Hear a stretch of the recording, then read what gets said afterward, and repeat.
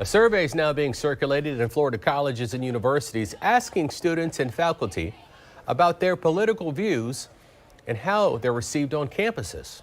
It's in response to a controversial law signed last year that requires the annual survey be offered at higher education institutions. News4Jax reporter Joe McLean is live at UNF's campus. Joe, what does this survey consist of?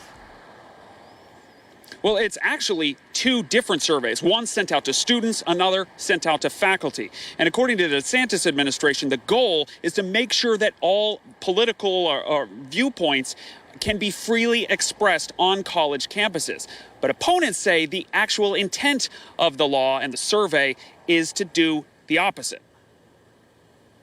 The survey sent out to Florida higher ed students and faculty on Monday says it aims to discover the extent to which all viewpoints, conservative, liberal, and otherwise, are welcomed and provided appropriate attention on your campus and in the classroom. It poses more than a dozen questions, asking students and faculty how strongly they agree or disagree with statements like, "Students at my institution are encouraged to consider a wide variety of viewpoints and perspectives." Governor DeSantis signed a law last year that requires this survey annually. At the time, saying of colleges, "Unfortunately, now the norm is really these are more intellectually repressive environments.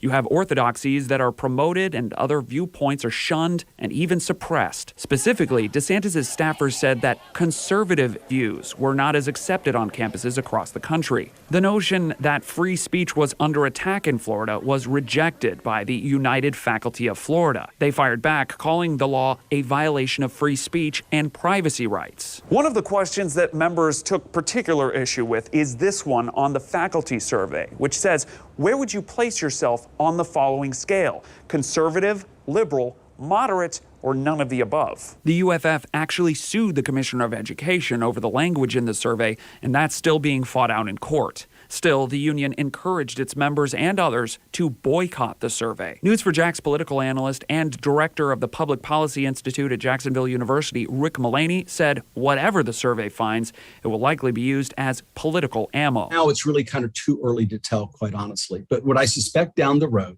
if you have a survey, and those survey results favor one side or the other, then they certainly will point to it and say, this is consistent with what we told you. On the other hand, the opponent will say, yeah, but it's not a valid survey. Of the survey are supposed to be compiled all by September 1st, and then they're supposed to be officially presented to the state legislature during the 2023 session. Reporting live, I'm Joe McLean, Channel 4, the local station. Well, Joe, the faculty organization, they also pointed to some other big problems with the survey structure. Right. And the main one really being the scope of the survey. There's not really a method to make sure that only faculty and students here at Florida universities take the survey. It is just a link that can be circulated. For instance, I was able to access it, and I'm neither a student or a faculty member. So there's concern of who all is going to be taking the survey. Back to you. All right, Joe McLean reporting live for us tonight. Joe, thanks.